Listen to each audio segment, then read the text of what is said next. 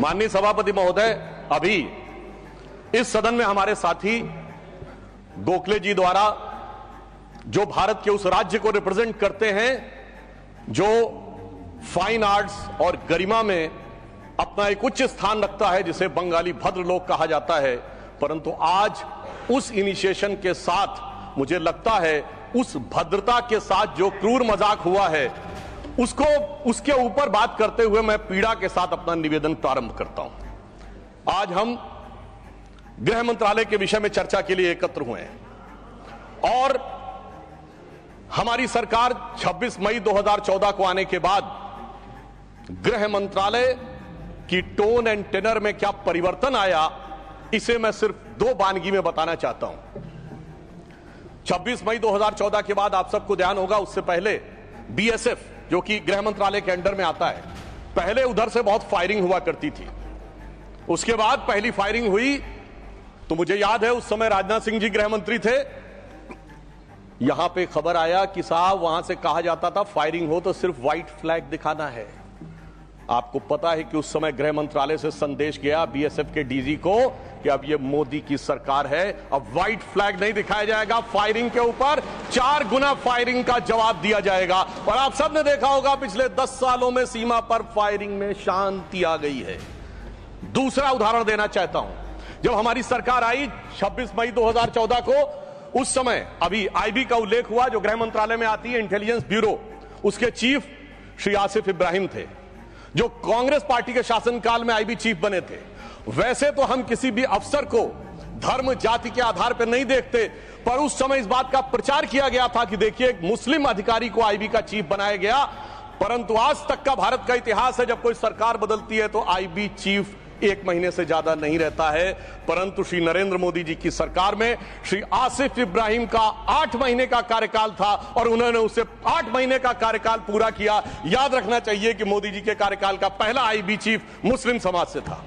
यह दर्शाता है कि हम समाज के वर्गों को डर पैदा करके साथ में नहीं लेना चाहते, विश्वास पैदा करके साथ में लेना चाहते हैं। आज हमारे गृह मंत्री आदरणीय अमित शाह जी गुजरात का प्रतिनिधित्व करते हैं, प्रधानमंत्री जी उत्तर प्रदेश से प्रतिनिधित्व करते हैं। सभापति जी, यह संयोग भारत के इतिहास में 3 बार बना है।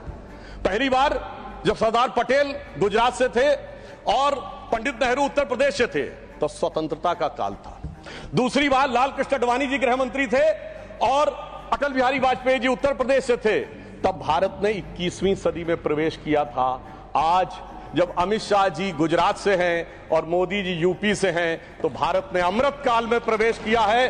अर्थात मैं कह सकता हूं काल के कपाल पर, भारत के भाल पर कुछ तो नया होने वाला है और कुछ ना कुछ तो नया हुआ है, उसे आज समझने की जरूरत। अब मैं बताना चाहता हूं कि गृह मंत्रालय ने इस दरमियान किस किस प्रकार से कार्य किए। मैं 3 प्रकार के कार्य बताना चाहता हूं। एक, वो कार्य जो पिछली सरकारें भी कर रही थी वो हमने करके दिखाया। दूसरा, वो कार्य जो पिछली सरकारें कर ही नहीं सकती थी, सोच नहीं पाई, वो करके दिखाया। और तीसरे वो कार्य हैं जिसपे पिछली सरकारों ने एड़ी चोटी का जोर लगा दिया कि नहीं हो सकते, वो भी करके दिखाया। पहली श्रेणी में वो कार्य हैं, यानी मैं मानता हूं दूसरी सरकारों ने भी प्रयास किया होगा कि आतंकवाद की घटनाएं कम हो और अपराध की घटनाएं कम हो। तो मैं बताना चाहता हूं आतंकवाद की जो कुल घटनाएं जून 2004 से 14 के बीच में 7214 थी, जो 14 से 2024 के बीच में 2240 से 69% की कमी आई है। कुल मृत्यु जो नागरिकों की और सिक्योरिटी फोर्सेस की होती थी उसमें 68% की कमी आई है। नागरिकों की जो मृत्यु होती थी उसमें 81% की कमी आई है। सिक्योरिटी कोर्सेस में जो फोर्सेस की जो मृत्यु होती थी उसमें 46% की कमी आई है। और मैं एक महत्वपूर्ण बात बताना चाहता हूं, स्टोन पेल्टिंग के इंसिडेंसेस 2010 में 2654 थे, अब 0 हैं। ऑर्गेनाइज हड़ताल 0 है, स्टोन पेल्टिंग 0 है, स्टोन पेल्टिंग में जख्मी होने वाले 0 हैं। सभापति महोदय, पत्थर पड़ने के दौर खत्म हो गया, मगर अगर किसी की अकल पे पत्थर पड़ा हो तो उसे बदला हुआ नजारा नहीं दिखाई पड़ता। इसलिए मैं कहना चाहता हूं चश्मा उतारो फिर देखो यारो, दुनिया नई है चेहरा पुराना। महिला सुरक्षा के लिए एक अलग प्रभार बनाया गया। 2018 में इंटीग्रेटेड हेल्पलाइन बनाई गई और 181 हेल्पलाइन को राज्यों और केंद्र शासित प्रदेशों के साथ जोड़ा गया। फोरेंसिक को मजबूत करने के लिए प्रदेश में डीएनए विश्लेषण और साइबर फोरेंसिक की लैब्स भी बनाई गई।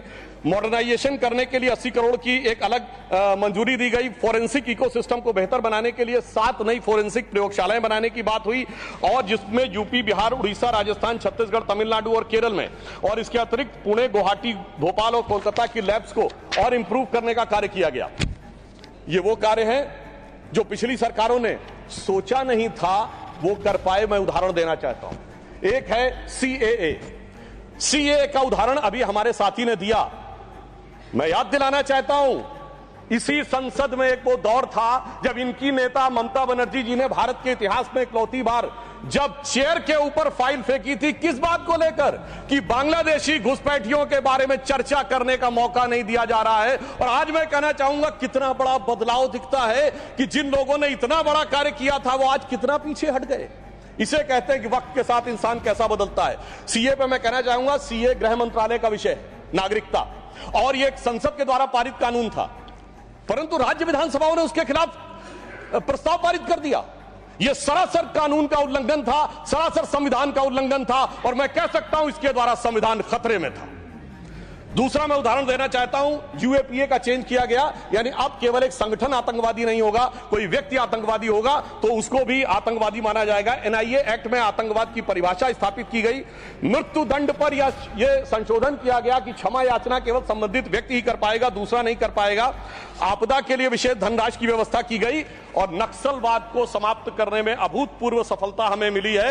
अभी दिसंबर के महीने में हमारे गृह मंत्री अमित शाह जी नक्सलवाद प्रभावित क्षेत्र में सीआरपीएफ के कैंप में पूरी रात गुजार कर आए हैं। जो लोग ये कहने का प्रयास करते हैं कि इसको डर और किससे वो, उससे उनको समझने का प्रयास करना चाहिए। अब वो दौर चले गए सभापति महोदय। मुझे याद है 6 अप्रैल 2010 को दंतेवाड़ा में 76 सीआरपीएफ के जवान शहीद हो गए थे, और उसके बाद ऐसे समाचार आते थे कि देश के कुछ विश्वविद्यालयों में शहीद जवानों के प्रति नहीं, नक्सलवादियों के समर्थन में कार्यक्रम हो रहे थे। वो दौर अब समाप्त हो गया। अब तीसरी श्रेणी में बताना चाहता हूं, वो काम आते हैं, किए हैं गृह मंत्रालय ने, जो पिछली सरकारें कहती रही कि ये नहीं हो सकता, नहीं हो सकता, वो करके दिखाया। धारा 35A, धारा 370। मैं कह सकता हूं जब सरदार पटेल गृह मंत्री थे, राज्यों का महकमा उनके पास था, वो कश्मीर की कसक जो रह गई थी, वो कसक अगर आज समाप्त हुई है तो अगस्त 2019 में अमित शाह जी के शासनकाल में वह समाप्त हुई है। मैं कहना चाहता हूं, श्यामा प्रसाद मुखर्जी जी ने पहला बलिदान दिया था रावी के तट पर 26 जनवरी 1930 को। कांग्रेस के लाहौर अधिवेशन में स्वराज्य की शपथ ली गई थी, पर वो शपथ अधूरी रह गई थी। तो सरदार पटेल के दिल में कसक थी, श्यामा प्रसाद मुखर्जी जी का बलिदान था, और अटल जी के दिल में वेदना थी। उन्होंने कहा था 15 अगस्त का दिन कहता आजादी अभी अधूरी है, सपने सच होने बाकी हैं, रावी की शपथ न पूरी है। परंतु वो शपथ किसने पूर्ण की? प्रधानमंत्री श्री नरेंद्र मोदी जी के नेतृत्व में हमारे वर्तमान गृह मंत्री श्री अमित शाह जी ने उसको पूरा किया। और इसी के साथ मैं एक पंक्ति में कहना चाहूंगा, इतना बड़ा परिवर्तन भारत के इतिहास में आया कि अपनी सरकार की तरफ से और प्रधानमंत्री जी की तरफ से कि दर्द की रात गई, गम के जमाने भी गए, और मोदी जी के हिम्मत से कई दाग पुराने भी गए। इसके अलावा जो कश्मीर में बड़ा परिवर्तन आया, मैं एक उदाहरण बताना चाहता हूं। अभी हमारे साथी ने डर का उल्लेख किया, तो मैं बताना चाहता हूं 10 सितंबर 2024 को भारत के पूर्व गृह मंत्री सुशील कुमार शिंदे जी का बयान था कि मैं गृह मंत्री के रूप में जाता था तो डल लेक में मैं गृह मंत्री के रूप में होता था, और डर के मारे उनकी क्या हालत होती थी, वह शब्द संसदीय नहीं है। तो मैं अपनी स्वरचित पंक्ति में कहना चाहूंगा, हमारे साथी सब समझ जाएंगे कि लहूलुहान थी घाटी और झेलम डरी हुई थी, खामोशियां रातों की दिन में भरी हुई थी, और दहशत का था वो आलम कि डल लेक घूमने में गृह मंत्री के पग के नीचे धरती फटी हुई थी। और आप समझिए आज हमारी स्थिति यह है कि हमारे गृह मंत्री वो हैं जिनको देखकर आतंकवादियों की छाती फटने लगती है, और आतंकवाद के समर्थन करने वालों के छाती में दर्द होने लगता है। सभापति जी, मैं कहना चाहता हूं, उनकी सरकार और हमारी सरकार में यह अंतर था जो भारत की परंपरा में है। उन्होंने बहुत दिन नाग पंचमी की, नागों को दूध पिलाया।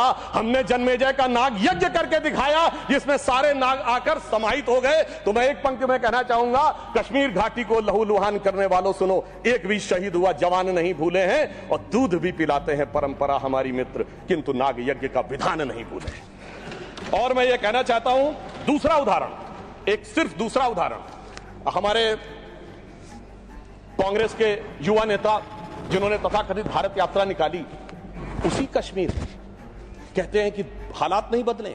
इस पूरे देश ने वो दृश्य देखा जब भैया और बहन दोनों सुरक्षित वातावरण में मधुर मनोभावों के साथ बर्फ के गोले के साथ खेलते नजर आ रहे थे। और ये वही कश्मीर था जहां उनके गृह मंत्री के पैर के नीचे धरती फटी जा रही थी। इतना बड़ा बदलाव भी दिखाई नहीं पड़ता।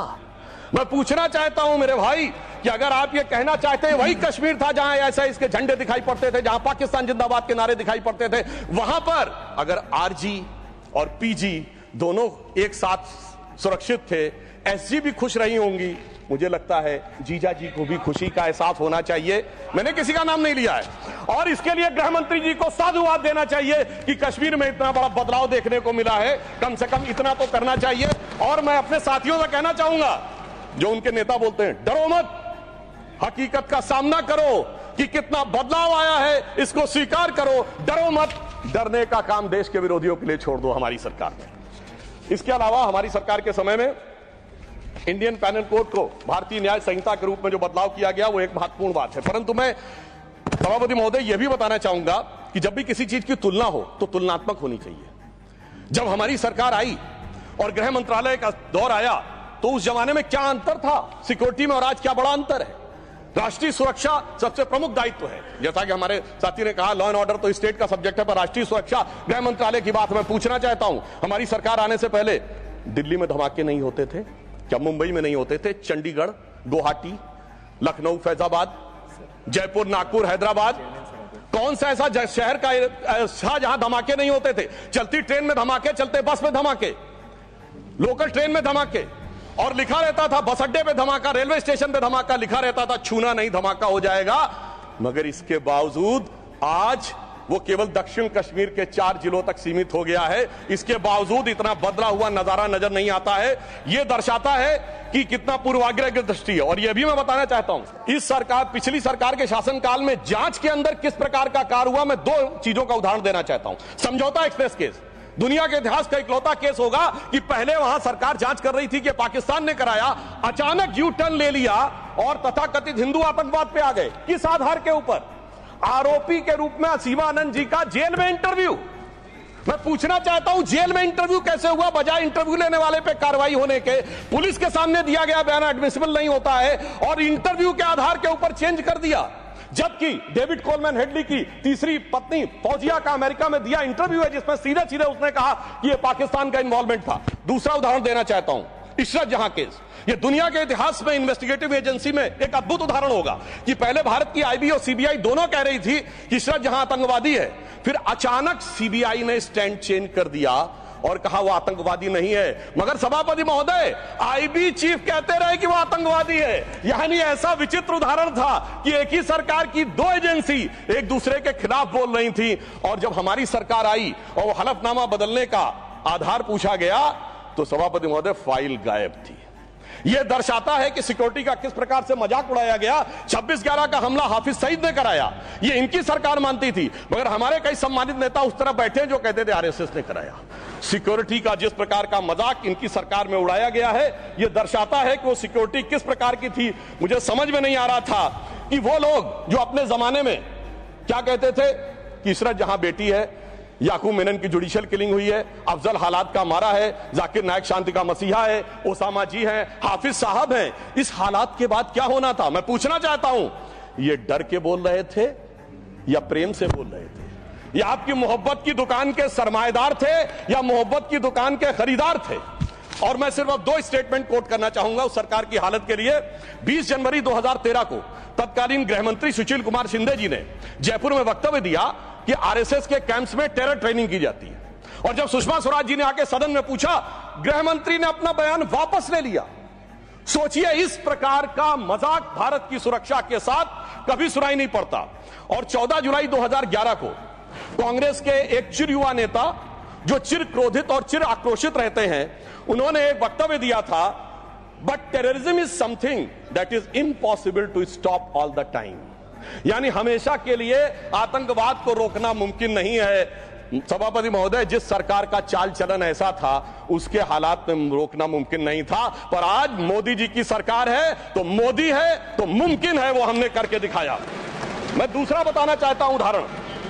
एक दौर था जिस जमाने में 26/11 हमले के बाद से पहले 2007 में आंतरिक सुरक्षा के लिए नीति क्या थी? हवाना में जाके यह कहा कि पाकिस्तान आतंकवाद से पीड़ित देश है। यह भारत सरकार का ऑफिशियल स्टेटमेंट था। 26/11 के हमले के केवल 9 महीने बाद जुलाई 2009 में शर्म एल शेख में ज्वाइंट डिक्लेरेशन में बलूचिस्तान का उल्लेख आया और यह कहा गया टेरर के अटैक से टॉक्स प्रभावित नहीं होंगी। मगर सभापति महोदय, जो हमारी सरकार आई तो हमने कहा टेरर के साथ टॉक्स नहीं होंगी। और जब से मोदी जी की सरकार आई है हमने इस बात को बिल्कुल साफ साफ कर दिया है और इसीलिए पिछले 11 साल ऐसे जब कोई औपचारिक द्विपक्षीय वार्ता नहीं हुई सभापति महोदय, क्योंकि जब से हमारे गृह मंत्री जी आए हैं हालात में जानते क्या बदलाव आया है। उस जमाने में शांति के कबूतर उड़ा करते थे, अब गुरु गोविंद सिंह जी के बाज उड़ते हैं।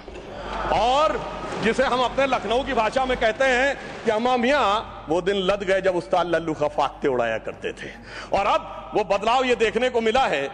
ये लोग तो वो हैं सभापति महोदय जिन्हें भारत इतना कमजोर चाहिए था, किसी संसद भवन की छत के ऊपर जो शेर बने हैं उसके लिए लोग गए थे कोर्ट में कि शेर ज्यादा आक्रामक दिख रहे हैं।